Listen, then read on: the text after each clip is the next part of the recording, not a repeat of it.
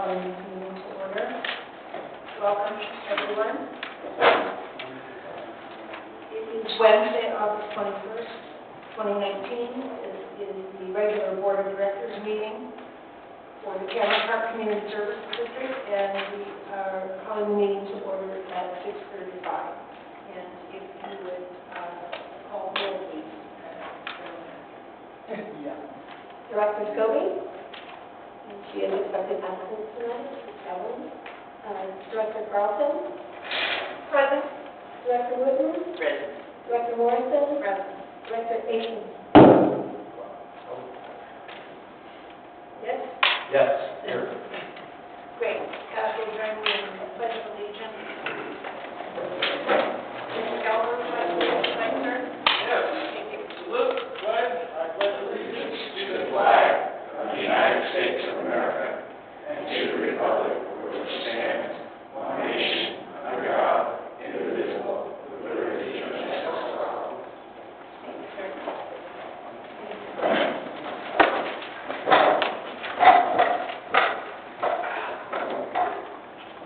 Adoption of the agenda. The board will make any necessary additions, deletions, or corrections to the agenda and motion to adopt the agenda. Any comments? Any changes? I'll move to adopt the agenda. Is that, Director Carlson? Director Wooten?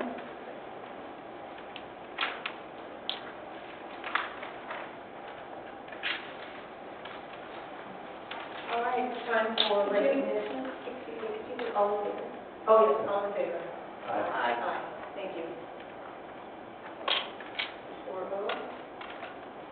Now, it is time for recognition and presentation. The Board of Directors expresses appreciation to members of the community, district staff, or the board for extra efforts as volunteers, committee members, or community-minded citizens. And tonight, we are recognizing Robert Dalton for his service to the district.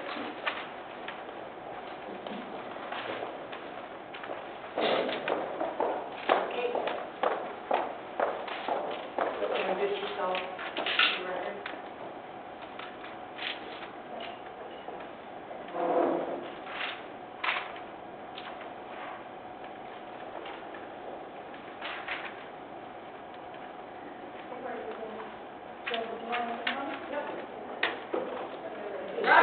Be sure you speak Come on into up, the Robert. microphone. We're gonna join Kate at the.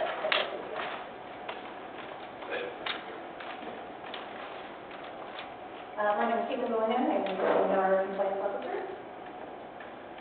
This is Robert Dalton. Robert has been a longtime resident of Cameron Park. He's been an active member of this community, often attending board of director and committee meetings, workshops, and various other community events. Today, we would like to formally recognize Robert Dalton for his service on the TCNR committee.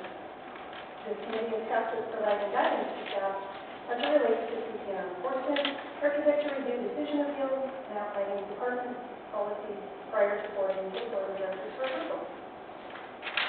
Robert volunteered to serve on this committee beginning in 2013 and continued to July of this year. He served as vice chairperson as well as chairperson during his time on the committee. His professional career and community knowledge enable him to bring a wealth of information to community discussions. His contributions are always insightful, informed, and with the best interest of the community in mind. He approached issues with an emphasis on finding amicable resolutions between neighbors and always being fair.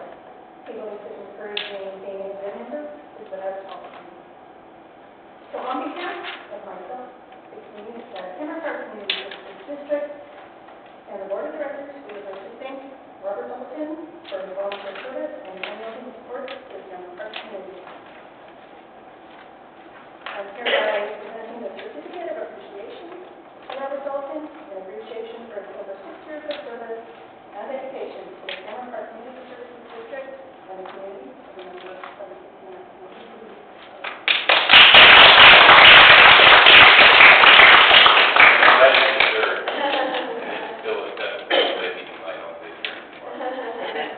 I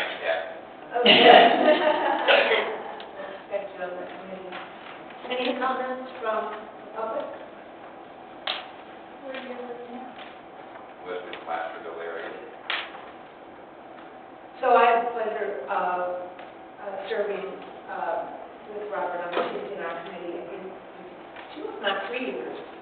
And found him to always be interested and dedicated to really making this a better community, to make sure that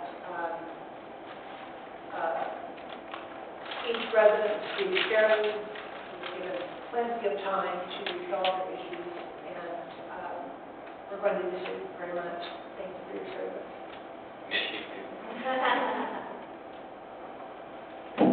Thanks very much, Robert. Thank you. Again, Thank you, Robert.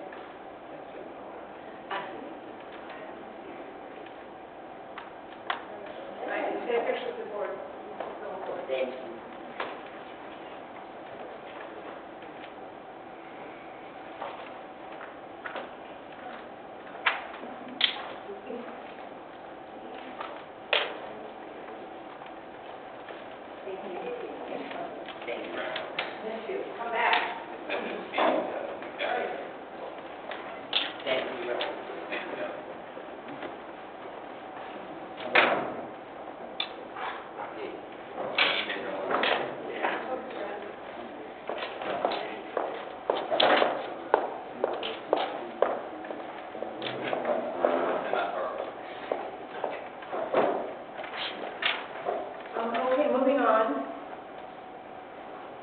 to the approval of the consent agenda. The following consent agenda items are considered routine and will be acted upon by the board without discussion with one vote. Any item may be removed from the consent agenda by a board member or a member of the audience and placed under the general business number 7 to be discussed and acted upon individually.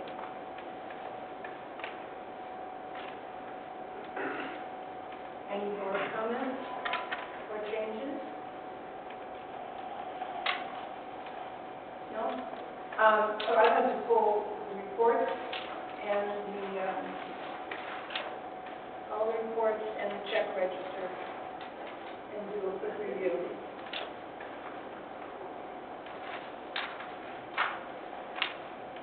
Any comments from the audience? Okay, move on to open forum. No. Let's go on to number 6. Number 6 is to receive and file. So, I just want to make sure that we're clear. I'm not sure that I have a motion. So, Jason and I are wondering if there's a motion on the table for the. Oh. Okay, yes, I'm sorry, I forgot. Motion to approve pulling the item 5. Motion. Yeah. Motion to pull item 5. Item 5. Motion. I'm sorry, you have the right to pull it as a director. Right. I was wondering if we have a motion to approve those items or not, which I believe I can That's, say. okay, so that's what I was doing. Apologize. So I was doing it correctly, so we'll include item 4 as well. Let me amend my motion to approve item 4 and 6 and pull item 5. Apologize. Second by Eric, all in favor?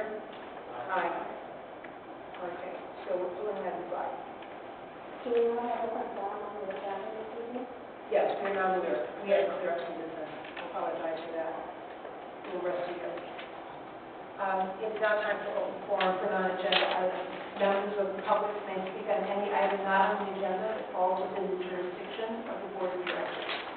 Comment during the open forum is limited to 4 one person, public testimony will be received on each agenda item as it's called. The principal party on each side of the issue will possibly allocate 1 minute to speak.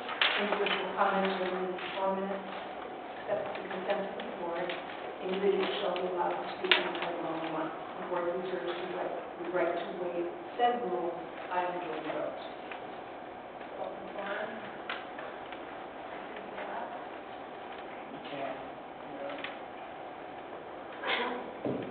I'm Barbara Rogers, County Clerk. Yesterday, myself, Mr. Lopop, Mr. Terry, and Mr. Gelber met with the general manager, and Vicki and I go over some questions regarding different issues on the budget. At that time, I brought up the fact of the funds that were related to our public safety operations in this district that were being held at the county. There were 4 funds totaling approximately $87,000. One was a fire prevention fund, which was, I'm assuming, money that was put into this account years ago and held for charging for fire protection duties, plan checks and whatnot. There was also a training fund, and then there was also the equipment replacement fund, which the money we get on loaning our equipment out on large wildland fires, about $37,000, I believe. But I took exception to 22,000 some odd dollars that had been in a fire safe. I shouldn't have brought my other notes up. It was money that was gotten in 2006 from a fire safe grant that had been sitting there all these years, and that I took exception to that money being taken and put into the general fund. After looking over some things last night, I found it so odd that in January we got hit with a mid-year report of over $300,000 deficit on our budget for 18-19, and then a month later, the district is taking $87,000 out of the funds that have been held at the county for years that are earmarked for our public safety activities. So I started thinking back, and it came to me that that $22,000 had come up at a meeting. So I went back and I looked through the agendas, and in July 6th of 2017, Mike Smith, Battalion Chief Fire Marshal, wrote an agenda transmittal requesting that the funds being held at the county, there was actually 2 different accounts, that the funds taken from one account and put into another account, which was $22,000, and that those funds were requested at that time to be utilized to purchase a new iTouch screen monitor and table for commercial construction plan review. And I won't go into, the details, but it has a lot to do with what the County of El Dorado Building Department's doing. So this was submitted. That was when interim General Manager Ramirez was here. And then it went on to the July 26th meeting. It was on the conformed agenda. It was approved. And that is the money that I'm taking issue with. Now, you could say, well, why didn't they ask for it? Well, a lot of things happened. We were hiring a new manager. We got a new manager in the fall.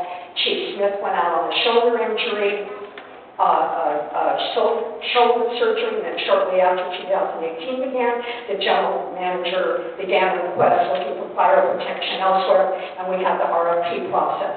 Then we had a horrendous fire season. So things really fell through the cracks. Now, the ladies disagree with me.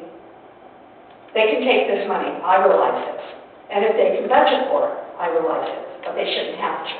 That money should have been taken and put into a reserve account for this purpose, not to bolster the general fund. And that's exactly what they did with this money. And who knows what else money was taken and put into the fund. So I, at this time, Director Morrison, you as the chair of the fire committee, I'm going to present you with my paperwork. I'm asking that this be put on the agenda for the next fire committee, and then you can move it forward to the budget and admin committee. This money was a fire safe grant. This money was earmarked for this purpose in 2017.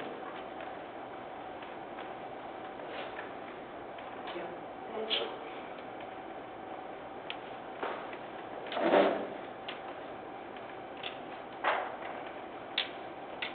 other comments?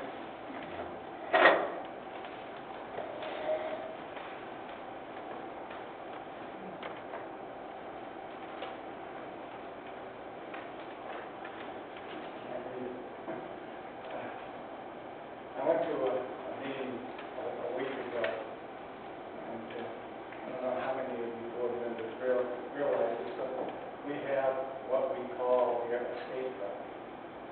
I've never called it a skate park because I've been on 2 committees for this park, and essentially what it should have been called, and I said this, and I brought a sign in here many years ago, this should be called an alcohol, tobacco, and drug park. It has never changed.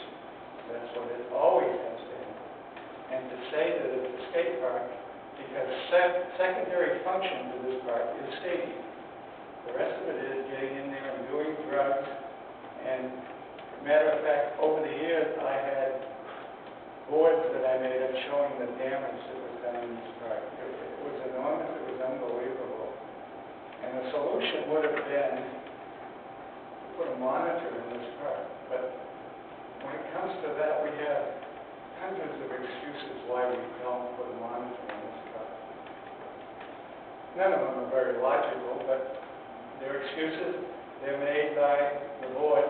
The board members that even know that there was a skate park, when we first brought this up, they looked at me and go, "Whoa, where the hell's the skate park?" Well, we do have one that is called the skate park. So what I had a solution at one time when I was on one of the committees was to charge the little children a fee to use this park, and then we would have the money belong to the park. But again, I can't believe I can come in here as often as I do and listen to a board that does not function very well, does not do their job, but they did not want to put a monitor over the state park. Had many legal reasons for it, and many other reasons that just didn't make any sense at all. So we're back to the same thing again. These children, and boy, I hate to call someone children because I've been over there with sheriff's deputies where they defied the deputies. We did have 2 deputies over there the other night, help to keep control, because at times I've been threatened to the point that I've had to call and get a deputy.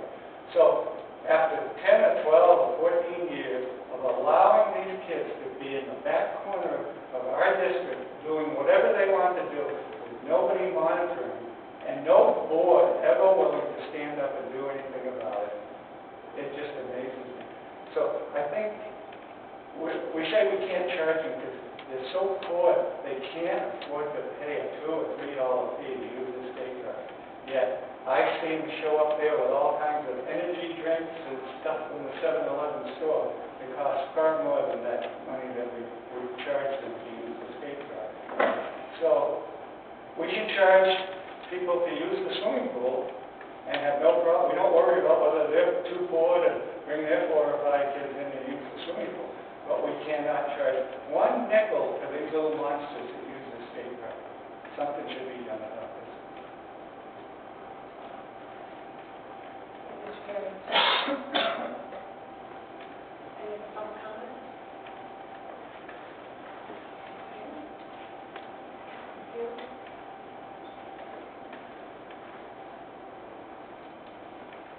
Let's move on here to general business. Item 7, items to move from the consent agenda. And if we can just start with the general manager's report and just do a brief review.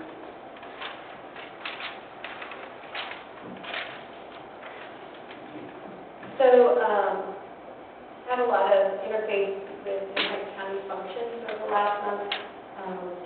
We met and I also attended the County Park and Recreation Commission meeting. Also, Director Scobie and I met with representatives of the commission separately to see where there's common ground, and we also met with Chief Frenson and also Lori Harlan from the County Board of Supervisors. I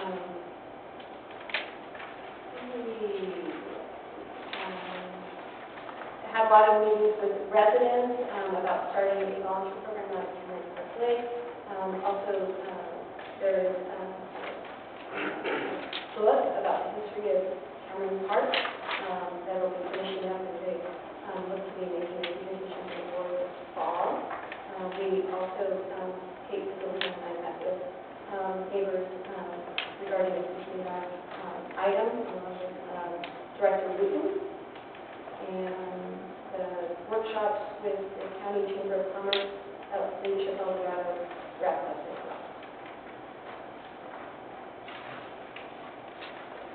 Okay.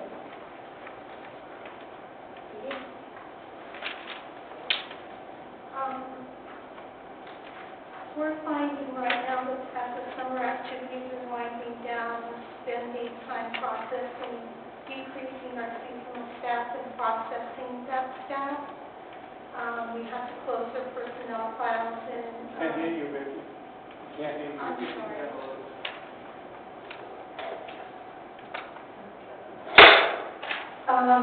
Better? Better, yeah. Okay. So that staff is doing a lot of maintenance on personnel files and the payroll system to get these folks separated. Also, we have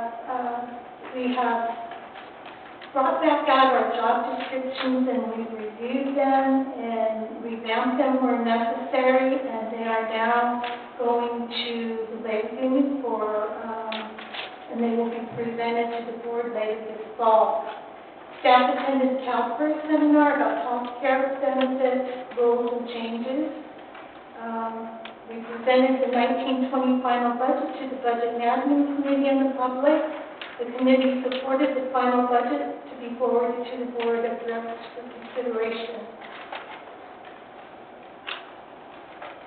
Preparation for fiscal year 18-19 closing is beginning. After the closing process, the district's 18-19 year-end actuals will be completed and the audit will be scheduled.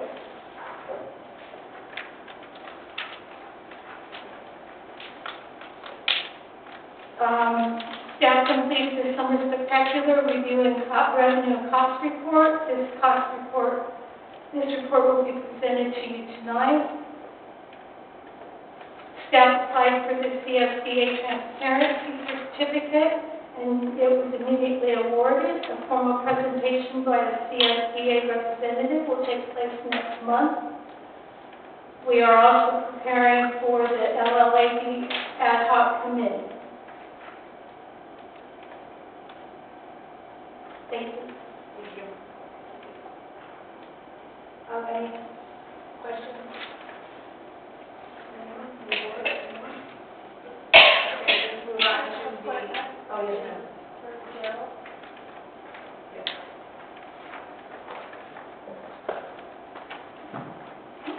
I'm curious, Roberta Randall, I'm curious about what you mentioned something about the lake. There is an initiative to use volunteers to help with the maintenance project at a chemical site.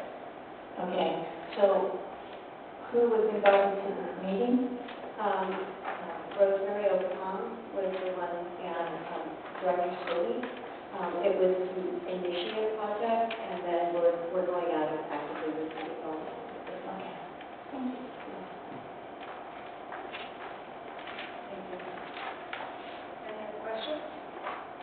Let's move on to the check register. Are there any questions from the board or from our audience tonight? Okay, I did speak with the general manager about some of these items today that I wanted to bring forward. I had some questions on page 1,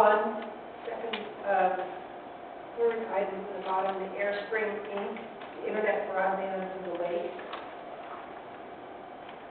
Is that $564.57 just for the lake? And is that a monthly fee? I don't have specific information on that, if it's monthly or an annual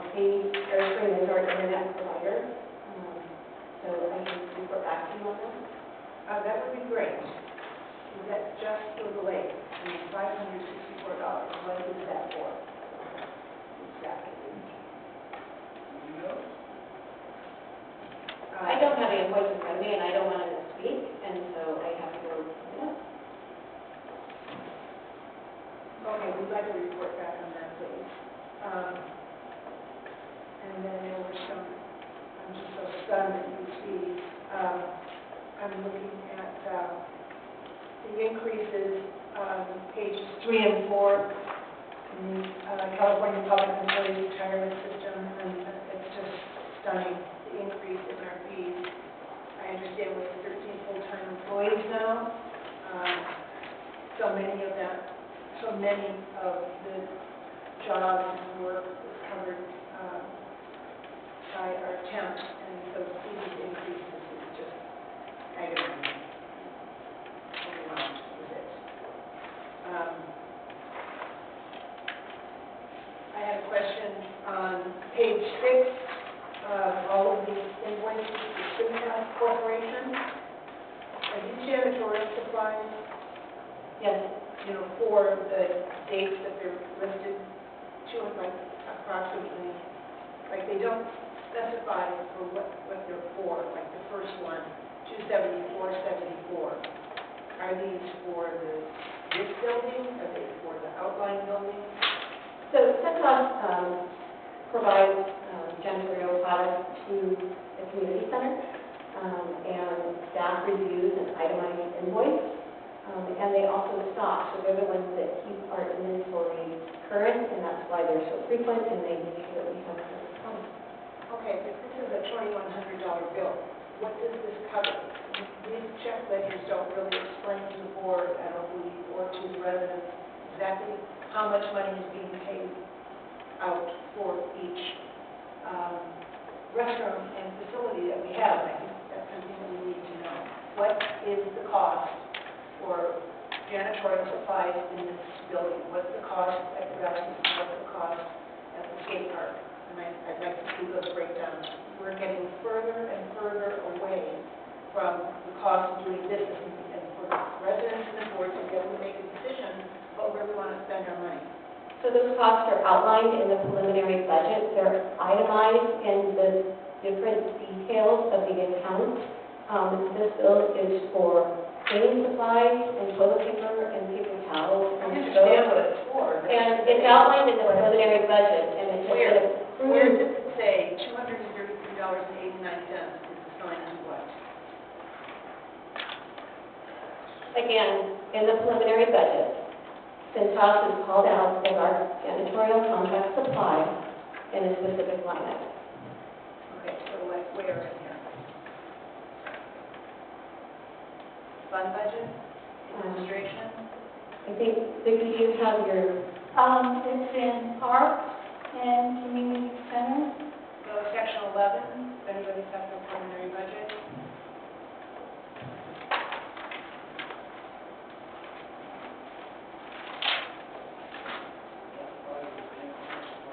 How long? I'm sorry, sir? That buys us janitorial supplies for which I have no facilities idea. for how long? It doesn't tell us what it is state. You know, does this thing come up every month like this? Yes. But it doesn't designate where the money is being spent, and that, I'd like to see that. I mean, I see a breakdown in budget, but it doesn't tell me what park it's for, what building it's for. so Centos is our community center. It is for the community center only. And it is supplies for all of the restrooms and cleaning of all the supplies, paper towels, all of those things for the community center. And it's called out in the preliminary Just budget. the community center? Just the community center. And so what, give me an idea of how long these supplies last. Of course, during the summer, we've got tons of kids and swimmers, people using our facilities. But we're talking $2,000, 5, 8, $2,000, $2,000 a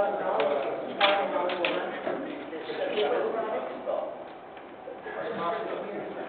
So I'm not really sure where to go from here. I'd like a breakdown of the cost of the cleaning supplies for each of our facilities. rather than just checks being written. This document will become very overwhelming for the board to review if we have much more information. So what I'll do is I'll survey all of the board members to see. No, we're not going to survey the board.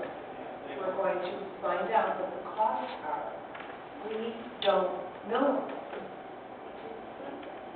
What is it buying and for how long? So I'll follow back up with Holly, with you after the meeting. I'd like you to come back to Parks and Rec, please. And then Parks and Rec can make a decision if we want to bring it forward to the board. I'll follow up with Parks and Rec, I'll, and we'll bring it forward to the board.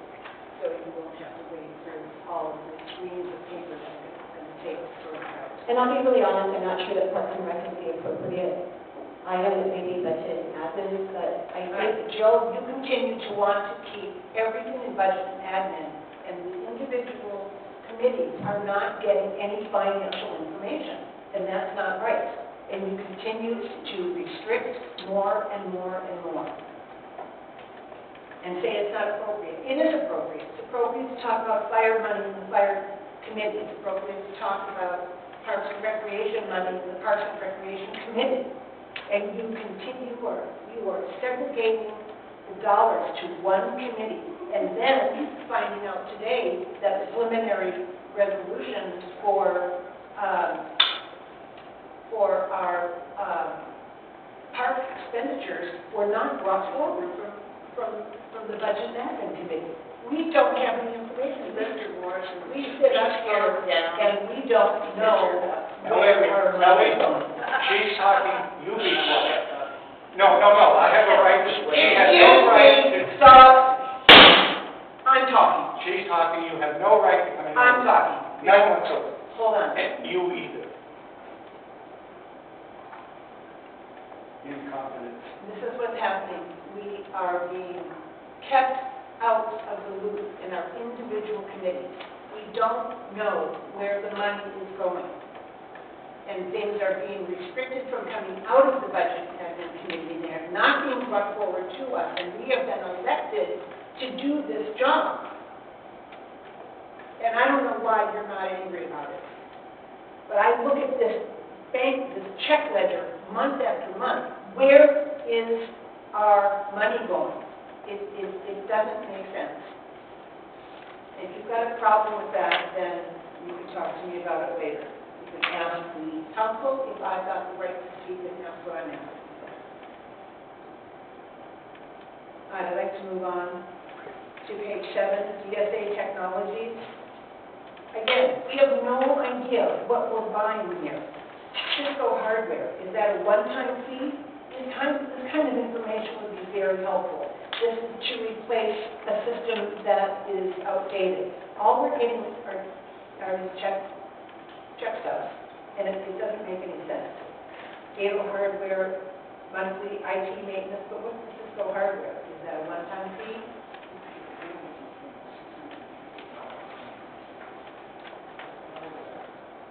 Joe?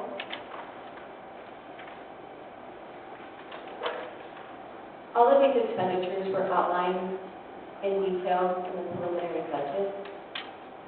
And so I'm kind of at a loss of where to go from here.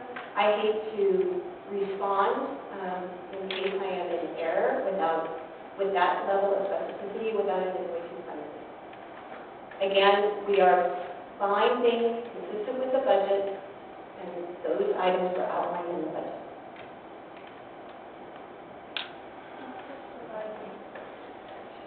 It would be helpful. Moving on to page 9, again, $6,000 for weed abatement. I just don't understand.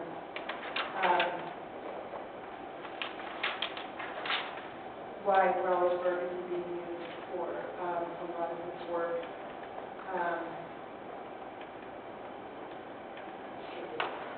Okay, we then move on to page 12, Joshua Marks, janitorial services. Again, this looks like it's for a 2-week, 3-week period for, let's see, there's 2,000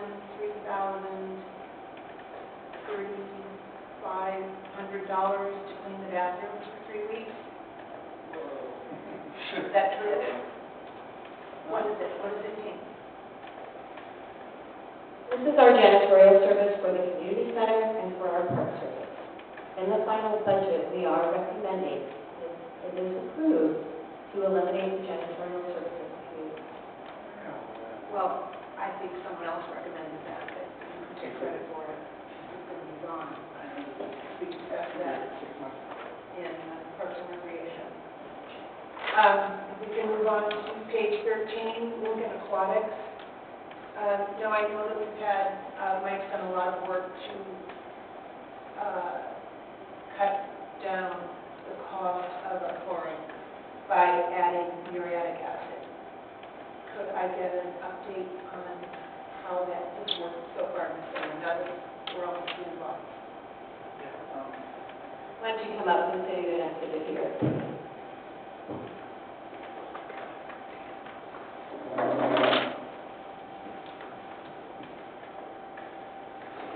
Lincoln Aquatics is the chlorine supplier for both the lagoon and community center pool, as well as any kind of pump parts or mechanical parts that we need to keep the system running. I'm just about done with the final breakdown from last fiscal year, or the summer of 2018, summer of 2019 for the lagoon. So I believe that'll be rolled forward to the next Parks and Rec meeting. The community center pool, I still adding up receipts, going over propane costs and stuff like that, so I'm hoping that in the community center soon. But I do know that the chlorine, Lincoln Aquatics was down somewhere between 15 and 18% from last year for the lagoon. I know you've really been working on that.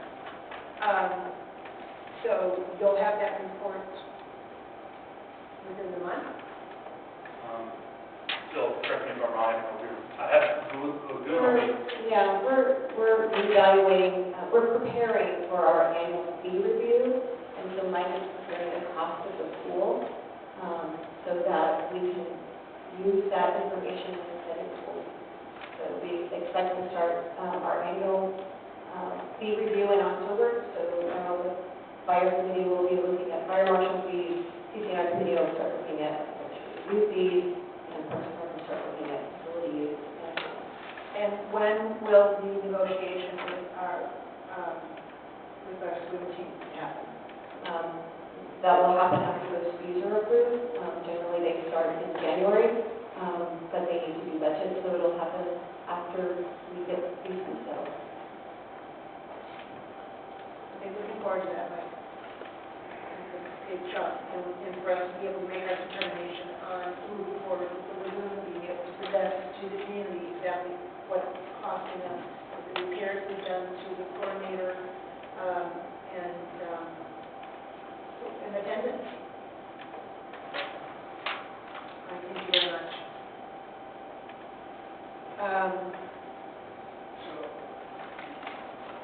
Give me just a minute here, sir.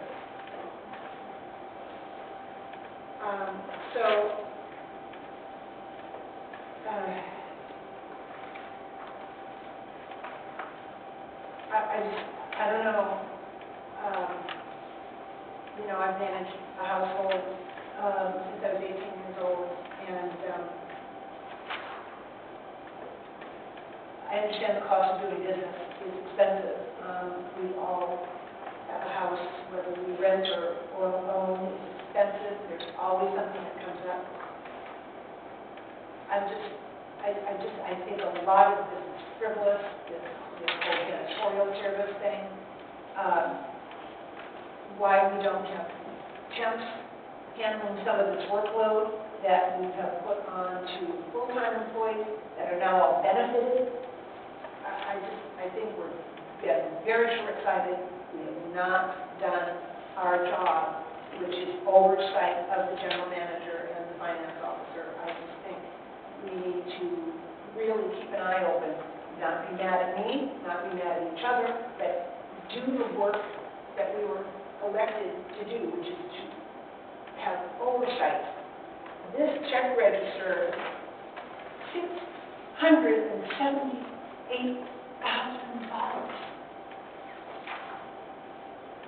When you think of the percentage of what that is for our budget, that's massive. we should not be spending that much money every month. It's just, it's out of control, I think. I'm pleased to see the UTV bill on page 20 is finally below $10,000. Hopefully that bill will be disappearing soon, now that we have our audits done and we're caught up on that. But I continue to see, on page 19, again, more weed abatement. And it's very concerning. So those are my questions. Any more comments?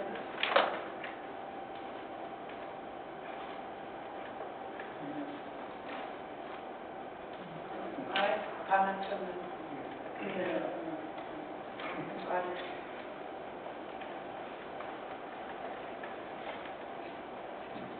I find it so disturbing that Holly is the only one who brings up the check registers and the costs.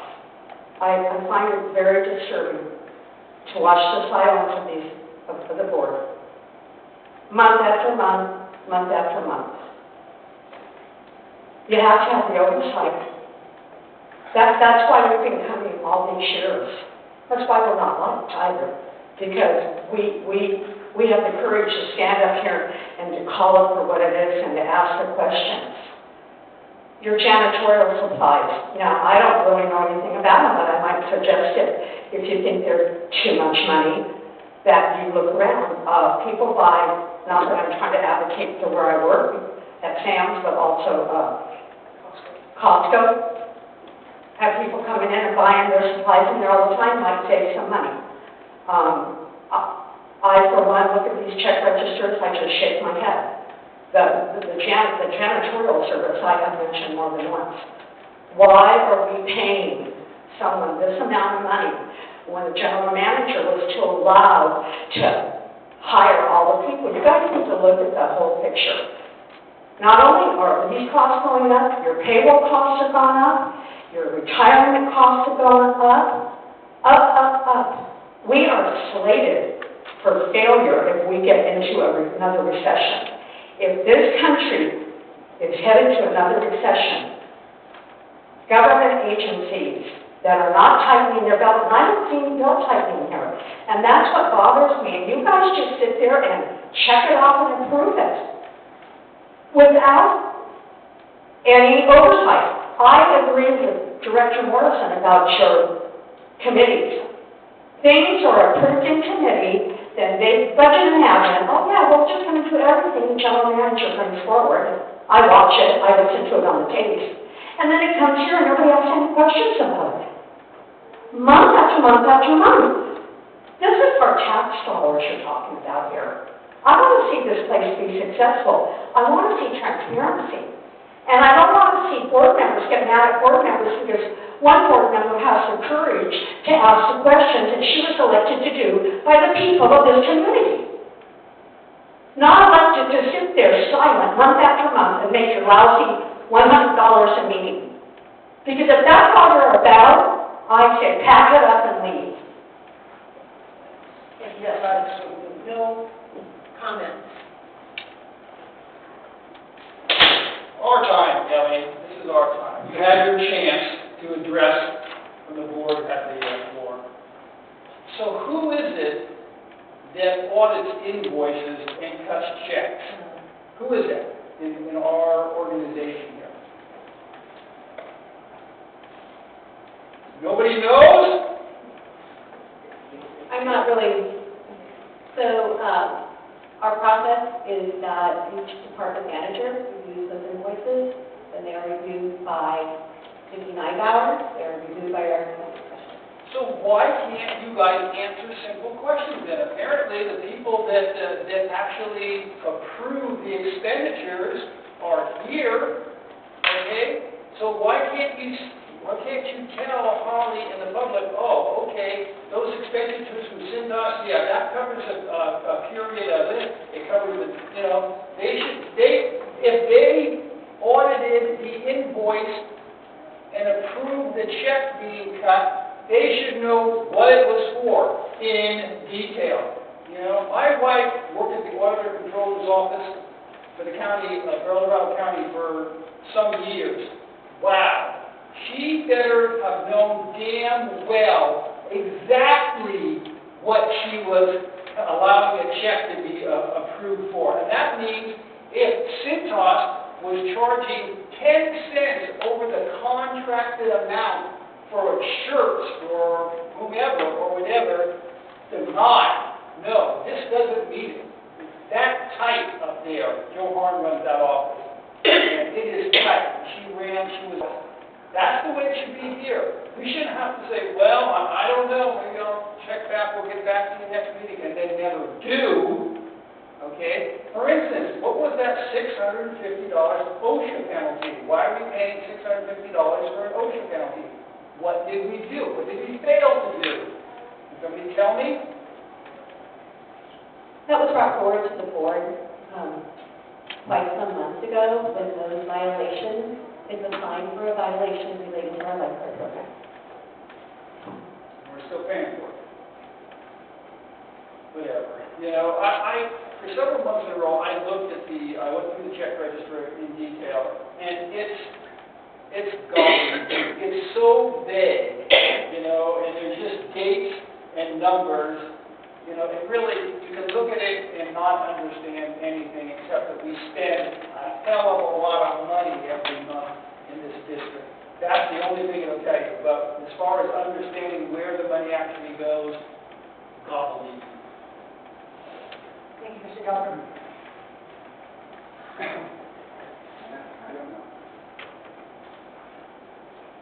To me, it's the word that really stands out to me here. Oversight. I don't see any. When members of the community know more about what's going on here and have more questions to what is going on than people sitting up there on the board, I assume that it must be nap time because I don't hear any questions. And when Holly starts to ask some questions, Ellie's head starts spinning like she shouldn't be saying anything. Well, Ellie, if you have something to say, we'd love to listen to you, but you never have anything to say, so we can leave that out. Janitorial services. Back at the beginning of the year when we found out we had huge budget deficits, they went to the members of the community to ask us what we thought should be done to cut expenses. And we gave a whole bunch of things. I never heard anything from the board stating what they thought should be cut. But we gave a whole bunch of different situations. And the one was the janitorial thing, because we assumed from the numbers that we could get that we were throwing $20,000 out the door to pay to have the bathrooms cleaned when we have maintenance people here. Now, I don't know, maybe I don't know what the word maintenance means, but to me, it might mean cleaning bathrooms. And so if we're going to spend money on that, I heard the word sharks, and we have a contract coming up with the sharks. I was in on that contract maybe 10 years ago when the sharks came in here. We gave them the best contract that I've ever seen. But we did that because we wanted to keep the sharks here. If you look at the increases in the sharks contracts over the years, it does not keep up with our costs. Yet, every time I bring this up, nothing. The board sits there. I don't know if we have people on this board that don't care or aren't smart enough to figure these things out. But the words I used to use was inept, incompetent, dysfunctional, deceptive. That was my experience. And if they were doing a good job and we had a budget surplus this year, those 4 words would change. But when this board sits here month after month after month, I think you're all asleep. Yes, sir. Yes, sir. Absolutely. Please do.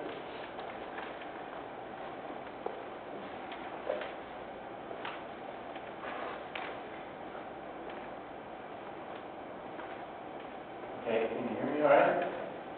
Nobody here knows me. I'm just a citizen here in the area. As far as your budget goes, years ago, the military used to just itemize a product. They would just give you the number and say how much they're charging you for it. And then everybody went along with it until somebody investigated, what is that number? What product is it? It turned out, and it was just one of many, that that number was $500 each, and it turned out to be toilet seats. Now, oversight really lost out on that one.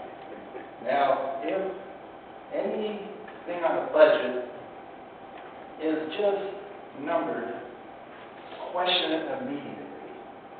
So you're not paying $500 for a toilet seat. Now,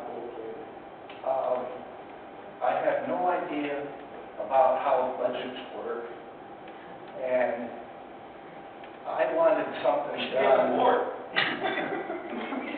I wanted something done, and to me, it should have been done immediately. But I see that there is such a thing as a budget, and only so much can be done at a time. I didn't like that, but you got to live with it. So, one guy here that I want to apologize to is your fire chief. Now, he and I didn't get along too good. He didn't know me, I didn't know him. I wanted something done, basically, the lot next to my property, I wanted it cleaned up. So he, or someone, sent out 2 women from the fire department. They looked at the property, they agreed it needed to be done, cleaned up, because it is a fire hazard. And I live in the condos right next to that lot. I don't want my condo burning down like Paradise did. So, in my mind, I have a personal look at this, and I think everybody should do it because I want it done. It doesn't work that way, I find out. There are steps to take. I think he's taken the right step, and I have to go along with that fact that it's only so much can be done at a time. I'm hoping my lot that I want cleaned up is in the process, but I realize it may take months, years, but eventually it will be cleaned up. So the main thing is anything on the budget, though, don't just have a number for it and pay it off. Find out exactly what each number is, and then find out if it's a monthly product or a weekly or a yearly thing. So if the bill comes out to say $2,000 on janitorial supplies, you got to find out what those supplies are. And if they give you a bill of $500, is that monthly, weekly? What does it cover? Find out every detail you can, so nobody like me will come up here and wonder what's going on.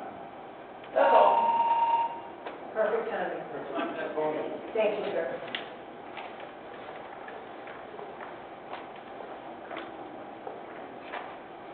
Well, I don't attend meetings as regularly as many of these citizens do. The last meeting I attended was one of the biggest attendance I've ever seen, because there was a threat in the community that the summer spectacular would be canceled next year because of the $20,000 deficit. Now, somebody was mentioning about $20,000 we put into the janitorial service. I don't think you'd see that kind of crowd for cutting the janitorial service. Okay, so I'm just trying to put this into perspective. I don't know that much about budgets, but I think the community deserves to have some transparency about this accounting. Thank you, Brian. Any other comments? Okay, let's move on to the rest of the report. Fire department. We've reviewed this.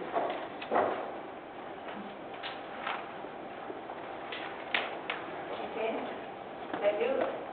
Yeah, I'll do it, yeah. Thank you. Normally. Yeah, so, Fire report, sir.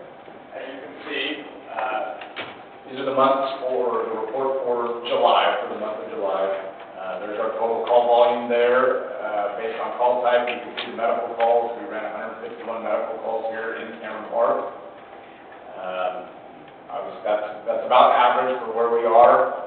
Incidences have decreased by 13% this month from July of 2018, and we've decreased 5% overall for the year.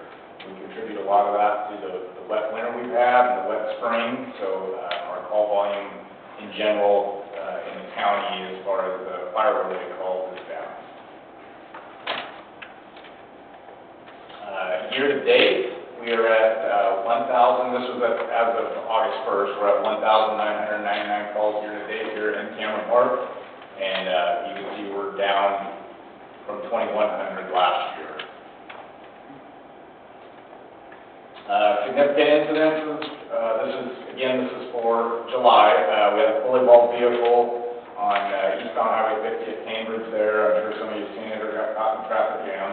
That was eastbound. We hired a new engineer, paramedic, Trevor Speed. We're happy to have him aboard. Comes with a lot of great knowledge and training, so we're excited to get him started. He's finished up his training and is currently working on the engine today.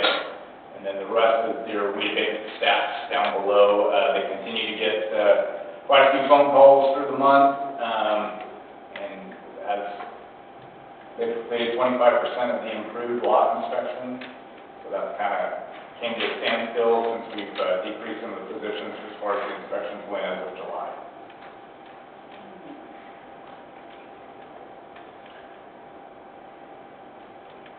A lot of this is just kind of what they have going. They sent out 55 letters, and the compliance, we were going to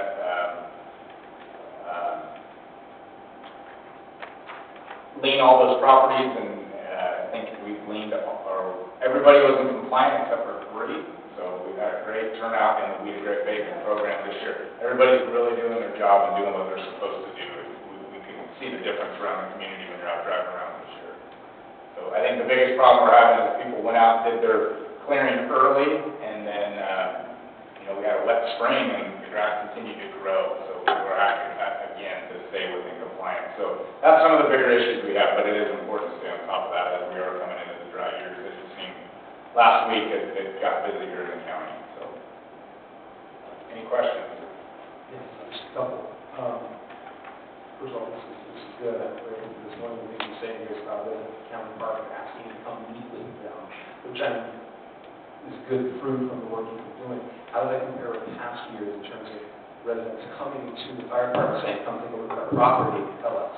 Yeah, we've had a lot more of that this year, and our folks have been out and about, and even the engine company, if they're at the grocery store shopping, they get talked to a lot more. I think it's combined with the education that we've sent out this year and the amount of inspections and face-to-face contacts we made with the weed abatement inspectors this year, and then combined with the reality of the campfire from last fall, I think has really got people motivated to become fire safe. One other question, just in terms of reports of incidents.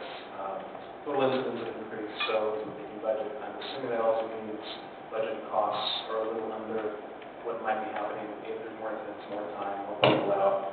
Also with that, it might be too early to ask, where are we at in terms of rental use of our equipment, because that's the way it is seemingly around most of the state. They're having many incidents. We're grateful for that. Correct. Not complaining, just asking more on a budgetary level. Yeah, correct. Yeah, with the slow summer this year, which we are thankful for, and but we have not rented our equipment this year yet. So we have brought in $0 as of this fiscal year. I know we'll track that as we go along. What's that? I know we'll track that as we go along. Correct, yeah, we track it every time we rent something out, and we don't have anything that's been rented out this year yet. Yes? So, I think I probably mentioned before, there are 5 acres of weeds and trees hanging down the ground immediately behind my house off of Wilkinson. You probably know the parcel. It hasn't been abated for the past 2 years. I was with a phone call, one of the 43 probably, and I was told that one, it wasn't a priority lot, that's why it hasn't been abated for the past 2 years. And two, we ran out of money for doing abatements, so, sorry. So now, if this budget is passed, okay, and I guess then there'll be new funding for weed abatement, right? Correct. Will you guys continue to, once this budget passed, will you continue to then go back and do more abatement of some of these lots this year, not next year? Yeah, so the way we're abating is by the fire severity map that we have. And there is a statewide severity map. So we started to go through the Cameron Park District and we abated by severity.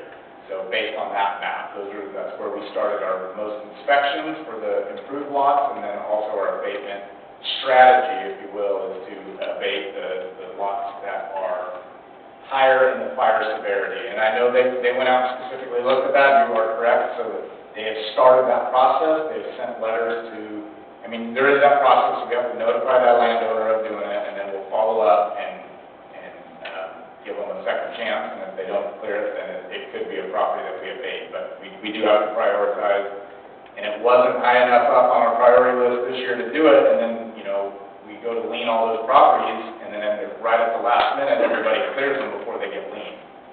So then, we did have money to clear those, but it was just later in the process, so we will, That could be true again next year. It's not a priority lot to be cleared. It's not going to be a priority lot next year. And it goes happens. You clear all the priority lots first, and you got the money, and so that guy gets off without doing anything. it is a shell game. He was noticed. He got the notices at the same time as everybody else. Was the first one in April or whatever, the second one. He was noticed. But he knows now. He ain't not paying attention to you. No, we're trying, we're getting out. These 2 years now, why would he do anything? I understand. I think if we could abate every property that needed clearance, we would, but we just.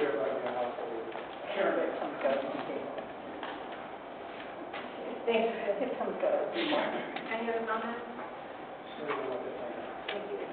So I have a question for the general manager. We had DOT here last month, and they have yet to come into compliance with the cleaning up of the Cameron Park Drive. Do we have any time frame to abate the weeds on Cameron Park Drive and behind the residents that Green Valley corridor?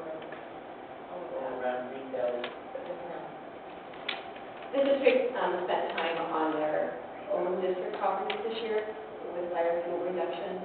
I believe that there is an initiative next year, including the plan with the California Climate Investment Grant, to re-engage with DOT on those corridors. I can speak on that.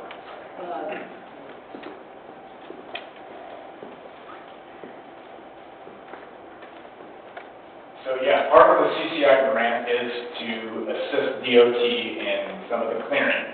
We've identified, and mainly we're doing it for ingress and egress for the community. That's our priority, is to get fire equipment in and out, and to get people in and out in a safe manner as the fire engines are trying to come in. So we do have roads that are identified. I will take a look at Green Valley again. I know that was cleared a few years ago by the crews. They cleaned a lot of that up with DOT. But we can look at that. And I did speak with a few of the higher ups at DOT, and they're in compliance with it, and so that is on our list. If we can get to it this year, I'm not sure. We're kind of working through the whole CEQA process and all that before we can start anything, so even with DOT. But working with DOT to clear some of the roadways is on our list. That will be funded through the CCI grant. Sometimes I have to get in DOT in Cameron Park is the tail end of stuff, to be quite honest with you. We have a cul-de-sac for the children. When you drive a car and it's that bad, and how long has this been going? 6 months, 9 months with DOT. They're always very polite, and they'll get to it. Well, I hope they get to it before one of these children break their neck. And I don't know what other move to make. Well, the road, what we'll do on the CCI is just field reduction with DOT. We won't do any road repairs or anything when it comes to that, but. So this has been a priority. I don't understand, I don't think anybody really understands why Kevin Park Drive is not abated on a regular basis. We have this alleged fantastic relationship with them. Why is that road not a priority? That is our main thoroughfare. It's dangerous, in fact, it looks horrible. And I know that we're, in conversation with them. So we'd like to have continued updated reports. Didn't Rollinsford do a lot of work on Cameron Park Drive coming from Green Valley Road? Last year. Park Drive.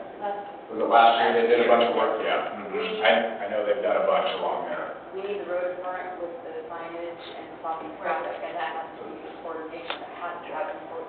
That's the problem. We can't have the folks on the side without some sort of traffic control and safety. We're counting on you to, general manager, the board, DOT, Rollinsford, to get that taken care of. How can we ask our residents to take care of their properties when those properties, that our properties need to be taken care of? And the county has responsibility to do it, and we need to make them do it.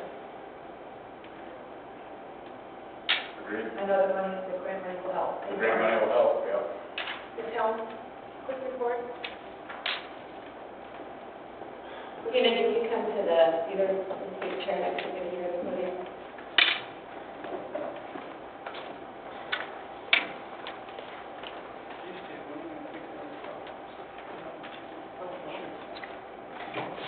As it says, summer is winding down. School actually started for most people on the 7th of August. There was another group that started on the 14th of August, and I know high school started on the 12th. So we did have one more week of kids camp, which we had probably about a dozen kids that participated in that final week. We also had any summer swim lessons that were offered on August 12th and 19th. We sent 2 teams down to the lifeguard palooza down in Elk Grove, and they did outstanding. One of our lifeguards, Miles Presser, won the submerged victim rescue, while we had another team that placed second in the backboarding competition, and apparently there was some unsureness of whether or not they should have won it or not. But it did make the teams very happy, and they're all looking forward to coming back for next year. Staff is working with the Senior Leadership Council to work on Blast in the Past event that's scheduled for Thursday, September the 12th, which will be a free concert with music provided by the members of the Ukulele Society, and there's members from El Dorado County, Sacramento County, and Placer County. I also attended the Vision of Education luncheon and learned to get information for Vision in Education, which is a charter school program where you can get participants to come and use your programs here at the CSD. We had a Trucks and Tune event on the 7th of August, and the Booch Lunch was last Saturday. And the activity guide is currently been delivered and mailed to everyone in the community. Thank you. Any questions from the board? Just a couple. A lot of good stuff happening over the summer.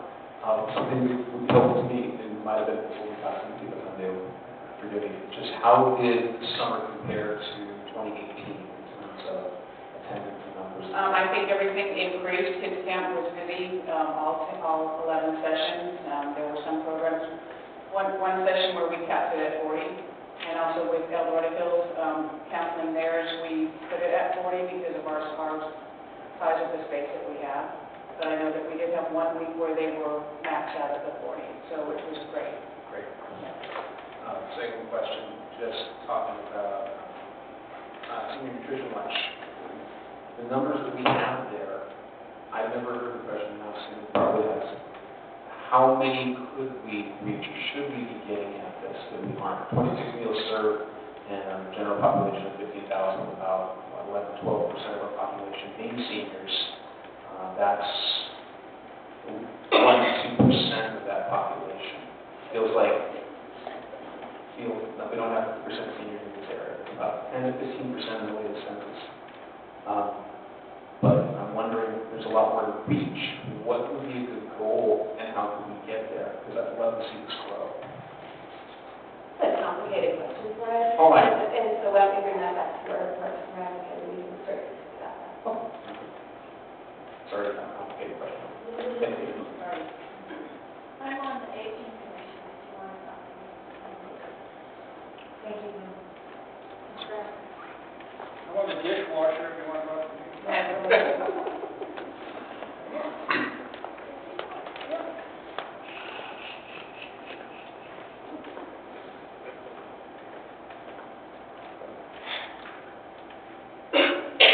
Okay, so staff has been busy, definitely through the month of July. One of the things we realized that I was unaware of is that all the district fleet vehicles are supposed to be smog. So that's a process we're going through now. I've worked for CFPs for 20 years and I've never had a smog vehicle. So I guess it's a new process that has more funding at the government level, so we're working through that to get our fleet inventory and become compliant. And that is the parks fleet and the fire. I'm working with Jed on that one. Next week we have a playground auditor coming out to do our, every 2 years we have the playground audited by an inspector. So that's going to happen, and 2 of the park staff are going to shadow the inspectors so we can pick up some key points on what we're looking for. Park staff do a weekly inspection of the playgrounds. So they're going to pick up some good information there. We're in the final process of finishing up the flyer that we want to utilize for volunteers to be able to help around the lake. I have been in contact with a gentleman named Steve from the Latter-day Saints Church behind Hacienda Park, who's interested not only in Eagle Scout projects and big projects, but trying to get on a twice a month, once a month type routine where they can come out and volunteer. So we're finalizing project ideas and lists and stuff like that for volunteers who want to help out. The majority of the work is going to start at Cameron Park Lake. We'll see how it goes, and we'll venture out from there. The Hacienda Dog Park bricks were installed a couple weeks ago, the monument bricks, and they came out really well. There's been a lot of compliments from the community on the bricks and the location of them. And I want to thank my park supervisor, Craig. He kind of headed up that project to make sure that got done. We also had an Eagle Scout who built a 100-foot split rail fence out of Hacienda. After we cut all the vegetation for the weed abatement, the creek is a lot steeper than we thought. So we were able to get an Eagle Scout to come in there and put up a split rail fence to keep people from accidentally falling in the drainage canal there. And I have another Eagle Scout lined up, hopefully in mid-September, that's going to continue that 100 feet and continue to go down until the creek and the ground kind of level out. So Hacienda's had a lot of work. Eagle Scout is going to be starting the first Saturday in September. They're going to be building a split rail fence at the entrance to Cameron Park Lake. So as you drive in on both sides, there'll be a nice split rail fence just to kind of dress up the entrance a little bit and modernize it. We are fortunate. We are getting a lot of inquiries from Eagle Scouts that want to do their projects in Cameron Park. The one gentleman over at Rasmussen Park is just finalizing his scoreboard. I know it's been a long process, but it looks really good. It's a really complicated Eagle Scout project that I'm sure he's going to have quite a presentation when it's completed. It runs on solar, it's all remote control. It's really, really neat. And then the last one we talked about was for Aldersburg. We've been fortunate, especially at the beginning of July, mid-July, to have several crew days. So we spent 3 days out at Aldersburg, Gateway Park, finishing cleaning the vegetation. We also cut a 20-foot access road between the creeks so that we can access both sides of the property without going all the way around the 13 acres. And it's large enough for a vehicle to get through if there ever was an incident or a fire. There is a break in the middle of all the vegetation now. We spent some time cleaning up the corner out here at the community center. We cut more fire break over at Royal Park off the access road that goes in there. We took it back another 5 feet all the way down. And then we spent some time before school got back in cutting the hedges along Mary Chase Country Club right out here with the inmates. It's one of the LEDs that is underfunded, so to say. So to be able to utilize them in those type of areas is really beneficial. Any questions? Comments? question on the pad over at Chris McCullough, assuming that that doesn't have any impact then, say, on rugby soccer, whether it's the live field. Say it one more time, Eric. I'm sorry. The new path that's going to be laid for bands and other events there at Chris McCullough. I'm assuming that that's next to the parking lot, out of the way, won't impact sports teams that use the full length of that field, like rugby and stuff like that. Correct, yeah, so there's an Eagle Scout that wants to build a permanent pad for trucks and tunes for a band to play on. It's going to be underneath the large oak tree between the parking lot and the sports field. We're just trying to finalize the design. The first design that came back had the concrete right up against the trunk of the oak tree, which we're not going to do that. So we're trying to kind of reconfigure it and place it. It won't impact anything at all. That could include some kind of electrical run as well, because obviously that's going to be used there, or... There's electrical that's utilized now that's 15 feet away from where the pad's at. That's plumbed in for trucks and tunes, so that's access to it right there.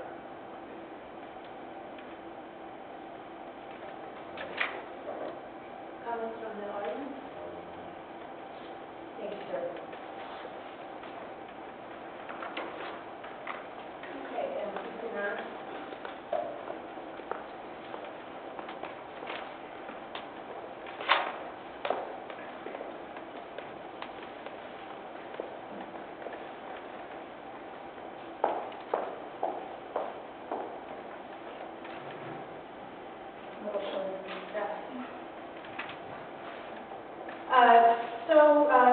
This month I took the opportunity to kind of summarize, just past my 1-year mark here as the CCNR compliance officer. And so I took this opportunity to kind of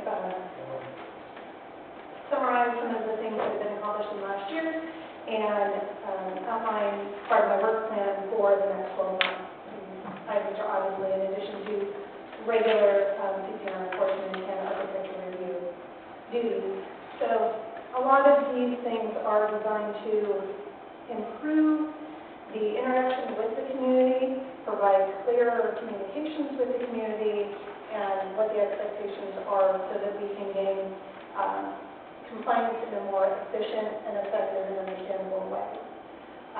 Some of these things are also a result of our architecture review committee is now entirely community members. And I've received a lot of feedback through that process regarding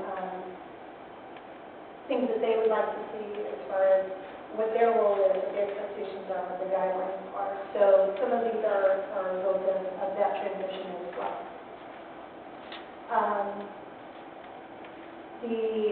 Sorry, I'm touching my memory a little bit of what order and what those look exactly. One thing also that I have run into since I've been here is there are a lot of homeowners associations or other entities that manage certain areas, and I want to be careful that I am not allocating our resources or overstepping our authority enforcing CCNRs or architecture review requirements when it's not within our authority level. So that's something that is high on my list and an ongoing thing this week. And then other things such as the improved lookup feature on the website, creating those new letters for the better communication with community members, the guidelines that I already spoke to. Some of these things were either done many years ago or haven't been done at all. And then there are a number of things that will, are policy things such as the record retention policy, the committee member orientation system that all will be part of the record policy that will be presented to the board at another time. So here's a summary of that. Any questions? Anything from the board? From the audience? Yes, ma'am. I have a question on a temporary variance procedure. You're just working on a format for that, or has that been, is it to grant a temporary variance to someone for a temporary situation, or what? Exactly. That was actually something that has been accomplished in the last 12 months, something that had gone through the CCNR committee There are situations where a property may be in violation, but it is either a hardship or a temporary situation. And so we developed a process for them to appeal to the CCNR committee for a variance for a set amount of time. And it does involve the neighbors being involved in that process because they clearly are the ones that would be most impacted by that violation. So far, there's been one case that has gone through that process regarding somebody who had a commercial vehicle.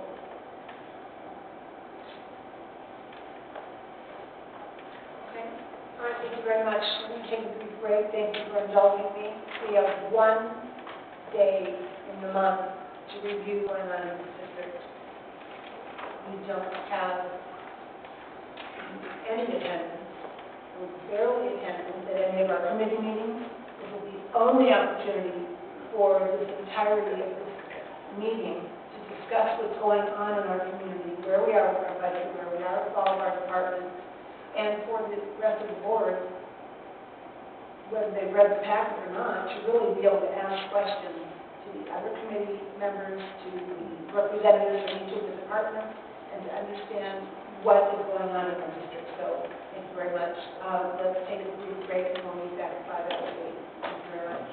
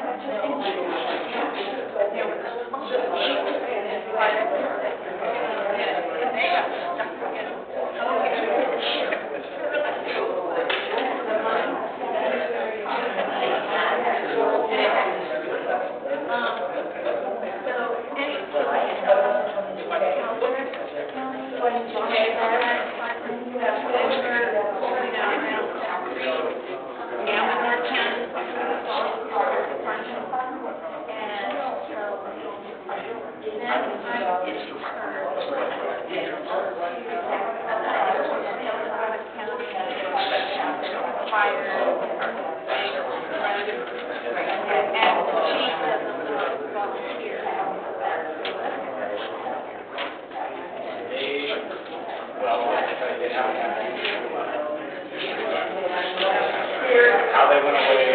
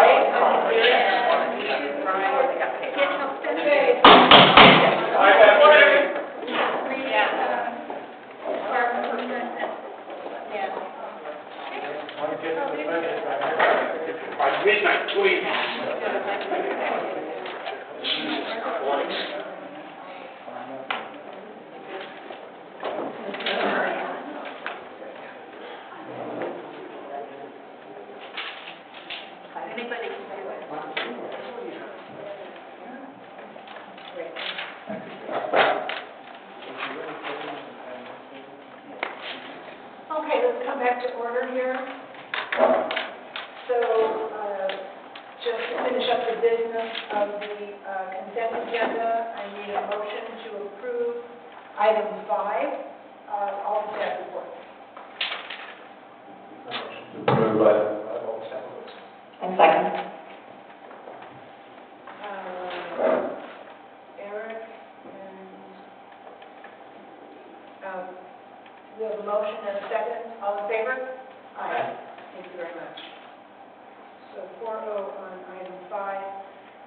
Okay, let's move on to item number 8, public hearing to approve the fiscal year 2019-2020 budget and approve resolution 2019-18.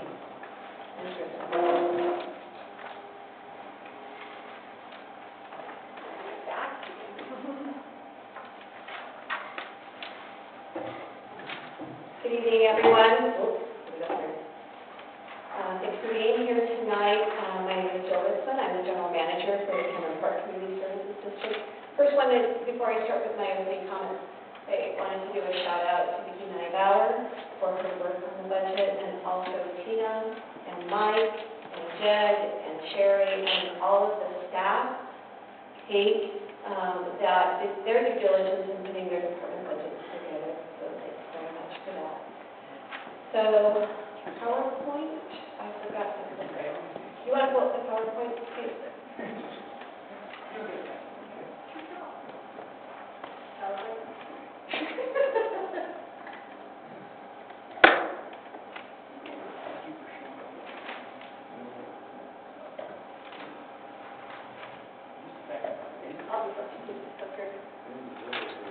While she's finding that, I'm going to go ahead and get started. First off, I want to remind everybody we have a common goal. And our common goal is with the board, with staff, and with the community. And our common goal is to balance the budget. We've been trying to address this for a long time. It's in everyone's best interest that the district remain fiscally healthy, and we are trying to make steps towards that. I see this as a path. I've talked about not having a magic wand, so we are trying to address issues as we go along. So also, I want to make sure that everybody understands that everybody has a role for us to get to this common goal. Staff's job is to make recommendations to the board. The board then considers and listens to those staff recommendations. They hear public testimony about those recommendations, and then the board makes a decision. That's exactly what happened when we reviewed our preliminary budget. Staff recommended our preliminary budget. They considered public testimony, and then they approved the preliminary budget with a couple of changes. Their first change is they asked us to eliminate $20,000 from the budget so that we balance operationally, and staff have done so. The second thing that they asked is that to find a way to continue Summer Spectacular. And so we've also done that. And I think that a later report in this agenda packet shows that we did just that this year. So the budget is a policy document, and the board approves policy. Probably the biggest policy that the board considered and approved with the preliminary budget is where their priorities were and how much property tax allocation to put toward each one of those program areas. There were a couple of program areas that are not receiving a property tax allocation. Staff is doing due diligence to recreate those two program areas, which is the community center and the recreation department budget, so that we can determine how many services we can continue to provide without that property tax allocation. In the past year, the district has secured tools to help us with the budget and the accounting process. In the past, these tools, which is Avila and upgrading our RecPac system, will be able to provide better information to staff so that we can hold staff and department directors responsible for their budgets. Also, it will allow us an ability to provide better reports to our board. So, with that, this PowerPoint is going to look at just our numbers, our financial overview. We will outline the programmatic changes that occurred between preliminary to final, and what steps, near-term steps, staff are either going to take or have already taken, and then also our long-term budget action plan. So, next slide. This kind of demonstrates our best financial overview and where our property tax allocation is going to be going. As you can see, we've got $6.7 million in revenues. Of that, 4.1 is property tax. 2.5 comes from fees for services, and also franchise revenues from waste collection. We have $6.9 million in expenditures. We were able to eliminate our $20,000 in operations, which you can see in our capital improvements. There's $224,000 that is budgeted to come from the fund balance. We are better than we were in 18-19, but as we both all acknowledge, as staff has acknowledged and everyone has acknowledged, there's more work to be done. Next slide. This slide shows the change in our fund balance, and the best way for me to describe a fund balance is kind of like your beginning checking account. So this is the amount of money that the district has at the beginning of the year to help, and it's like your beginning checking account balance. You get paid, go to the grocery store, so this fund balance is your beginning checking account. Fund balances help with cash flow because our taxes only come a certain time of the year. Fund balances also can help, and we can designate money to pay for capital improvements. So that's the other thing that fund balances can be used for.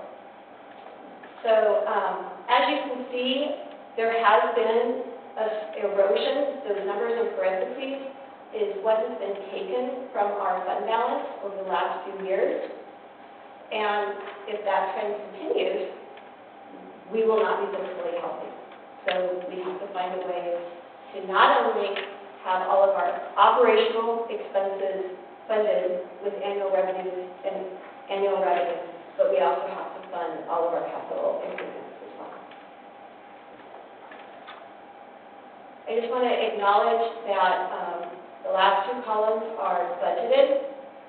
We will be closing out our year end during the month of September and reporting back to the Budget Management Committee and the board how our year end closed out.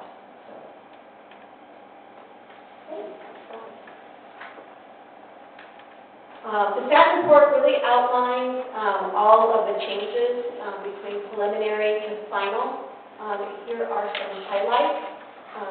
Our retiree health care did decrease significantly, and that was simply due to attrition. Either folks aged into the Medicare program or their dependents aged out, and we no longer had to take them. We have that last $20,000 to balance operationally. We eliminated the part-time backup receptionist. We had a person that was in our office that covered for lunches and also helped with the workload, doctor's appointments, vacation, things like that. We have eliminated that position. We will be reducing our office hours 9 to 4:30. And if the receptionist does need a lunch break or has a doctor's appointment or vacation, we'll use existing staff from administration or recreation to back up that reception. Also, we have additional revenues for the sale of our surplus fire engine. Additional costs, we would like to initiate a preventative maintenance program for our HVAC system. The community center is about 10 years old. Maintenance in the past has been done when a problem has occurred. And so we would like to reverse that and do preventative maintenance, which will save us money in time and also utility costs. We'll have a more efficient system. We have a payment to our underwriter for an injury workers' compensation underwriter for an injury that occurred back in 2012. There is just 2 installments of that payment, and then it will go away. We have added, with the board's direction, funding for a solar energy acquisition expert to help the staff and the board select an appropriate builder for a solar project here at the district. We will be returning to the board with a recommendation on a specific person and a specific dollar amount. We did have, as we talked about earlier, a residential settlement that will be paid for over the next 3 years, and there are monthly payments. And then we now have our weed abatement ordinances receiving a 1% share of our property tax allocation so that we can continue that very important program that has been very impactful in our community. Okay, near-term action steps. Continuing Summer Spectacular is cost neutral. We did so this last year, and we will follow that same plan for upcoming next year, really capitalizing on volunteers, sponsorships, and donations. And I think this year we really promoted that whether you were coming to the event or watching the event from home, buy a wristband to support the event. I mean, everybody in Cameron Park benefits, and so everybody should support it. And that really did make a difference. I think there was a lot of people that bought a badge to do that. The Recreation Department budget is unfinished at this point in time with the board's decision to not allocate a property tax allocation to that department. I'm working with Tina and Vicki, and we are recreating that department budget program by program to see what programs can be offset by fees or grants or scholarships, and what programs are maybe not cost neutral and how they can do that. So also, I just want to acknowledge that we had 2 full-time staff in the Recreation Department, and now we have 1. And so there are some changes there. We'll be returning to the Parks and Recreation Committee to talk about what services have penciled out and what services have not. And then with their support, once that conversation is finished, we'll come back to the board with that. But I just want to acknowledge that both the Recreation Department budget and the Community Center budget as well are, those are the ones that are not receiving the property tax allocation, and staff are working to make those programs supported exclusively by fees and grants. The Community Center, in order to save money, we are modifying our schedule. We will be closed the Community Center for external use and also for recreation programs. Our office will be open, but the gym, the assembly hall, the classrooms will be closed a week at Thanksgiving time and 2 weeks during Christmas. That's a low use time, so we feel like we won't be, we chose times where we would not impact revenue generation, and have the least amount of impact on our recreation programs. And then we started this last year, and we will continue this year. That goes through a process every year to update our fees, fees for services. Those fees are architecture review fees, fire marshal fees, community center fees. So we take a look at what's happening around us, what our costs are to provide that service, and we come back to the board probably November timeframe. October, I think we're going to try the full fees in October, but the rest will come in November timeframe to make those recommendations to the board. Okay. Long-term action steps. A projects and B projects. So in order to manage staff workload and not get too many irons in the fire at once, and I have great satisfaction in crossing something off my list. So we have now sorted these things into A projects and B projects. A lot of these things we've already initiated, such as the grant writer, on behalf of the fire department and the parks department, to write grants so that capital improvements can be funded by a grant, or perhaps our park development fees matches those grants. So we will figure out how to use these alternative sources of funding for park improvements. Also, we are advertising for a solar energy acquisition expert, and those close on September 6th, I think. are reviewing those applicants. Also, the grant writer, we're recruiting now, recruiting now for candidates. We will end recruitment on August 30th, and we will select a grant writer in September to start working. We are currently implementing energy savings projects. PG&E has a contractor that is working with PG&E and us to change out light bulbs, HVAC systems, water pumps, and things like that, so that all of our fixtures are energy efficient, so that when it comes time to select a solar builder, that we are building something that is right-sized to our district.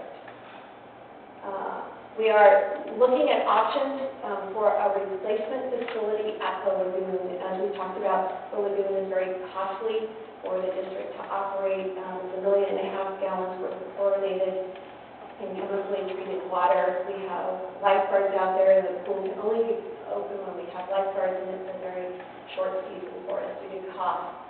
We are looking at a replacement, seeing what the cost would be for a replacement facility that can be funded either through our park development fees or through grants. We would like a quick turnaround on this. This is kind of a high priority for us with the board's support and the community support. The replacement facility, we're looking at a water-featured playground. And what's great about a water-featured playground is it hits the same demographic as our lagoon does. Usually, families with small children are what uses the lagoon, grandparents with their grandkids. So a water-featured playground would hit that same clientele, and it could be open. It could be open pretty much whenever the park was open during those warm months instead of waiting for the less cost for the district to operate. Also, in the board's packet under the consent calendar, there was our insurer has an incentive program. Board members and staff receive credits, discounts on our insurance if we attend these education seminars, and we can receive up to $5,000 in credit. We are, as we talked about, going through a financial analysis of our LLABs. Vicki has a 5-year budget projection on her list, and any new development that is coming through the county for approval and is within our sphere of influence to provide services, we are advocating for that development to be included in our district boundaries, which will expand our tax base. So those are the A projects. B projects include writing a master plan, initiating a contract with a landscape architect to have a master plan for Rasmussen Park and any other parks that we would like to do developments in. Those master plans help secure grant funding. Probably later on this year, I would say late 2019 or early 2020, we would like to start the conversation again with the Budget and Admin Committee about a reserve policy. We introduced that topic last year, and we will introduce it again and see if we can update. So if the district does have a reserve policy, we would like to take it to the Budget and Admin Committee to have a conversation about updating that reserve policy, and then with the Budget and Admin Committee support, it'll come to the board. There has been some conversation about surplus properties in the district and disposing of those surplus properties. And then we have 19 contracts for services within our district, anywhere from security services to IT services.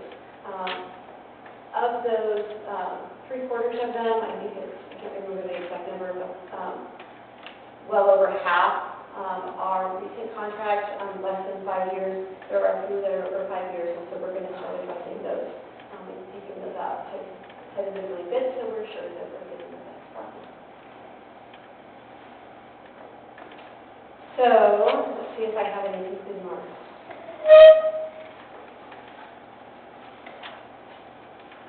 We appreciate the board's and the community's patience as we learn as staff.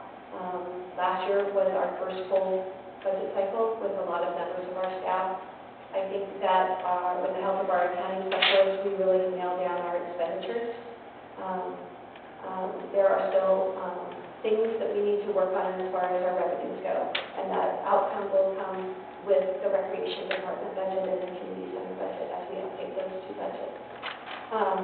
In the past year, like I said before, both the financial software and the recreation software has been updated just in the last year. And that's it. So I will leave it to the board to ask questions of me and, I would like to start. Were you asking for public questions? Or Not yet. that's what I'll board. Yeah, I'd like to start if I could. So thank you, I appreciate staff reports and that we went over earlier in the meeting, and I appreciate having had the chance to read them all before the meeting and the chance to talk with staff and ask questions before the meeting. That leaves time available to me to be able to discuss things with the board, like the budget, which to me is, of course, very important. That's why we're all here. Can everybody hear me? Okay.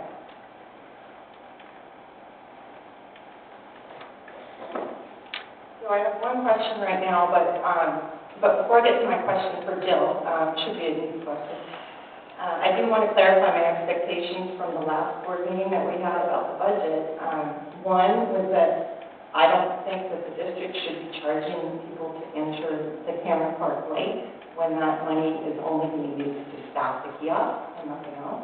I think that's unfair to families, and I don't think it makes any sense from an accounting or efficiency perspective. Before I continue to discuss that, the other expectation that I had before this meeting was that the income line items would be tied to expenditures, so I'd be able to tell how much each of those items cost the district, and for a variety of reasons that hasn't been done yet, and I'm not referring to just one department, I'm referring to the entire district budget. I need to see a budget where I know how much it costs to provide these programs that we're charging the public for, and for other income line items. So I haven't seen that happen in this budget, in this document, so I'm a little bit disappointed about that. So my easy question for Jill, and then I have a couple questions for the other board members, but great news about the retiree health costs going down 50%. It's $50,000? Anyway, that's great news. It seems like it's an actuarial, almost predictable thing. Maybe will we be able to possibly find the information for next year's budget on will some of those retirees age out of our program and their dependents age out of our program? I'm expecting that account to go down over the years because we're not really adding retirees to that because of the change of policy that the district had. I think it was back in 2007. So, it's difficult for us to tell, the age of the, retiree, their health and things like that. But there is an actuarial that was done. People that it was done, but I would foresee that either being flat, maybe going up a little bit if we add somebody, but there's not that. In order to receive that for new employees, you have to work here 10 years, 20 years actually to receive. Okay, so whoever manages the retiree health costs for the district, I guess it's a question maybe you could come back to me. I would like to know. I don't want anybody's personal information, of course, but I just wonder if somebody would be able to say, well, we project that next year 40% or 10% are going to age out of this, and that would help us with our budget planning. Okay, thank you. So my question for other members of the board, I am also excited I'm not on the budget committee, so I think we only have one member here who's on the budget committee. So I'm curious if the budget committee talked about either the $21,000 that is charged at the kiosk to pay for staff in the kiosk in the committee, and did you, I'll just start with that question. No. That's unfortunate.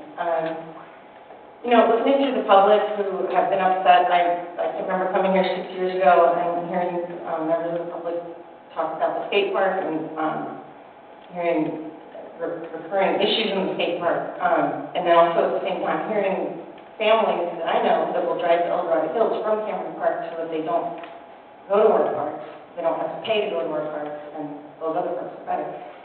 I'm wondering if it would make sense to move the kiosk to the skate park. We could certainly take a look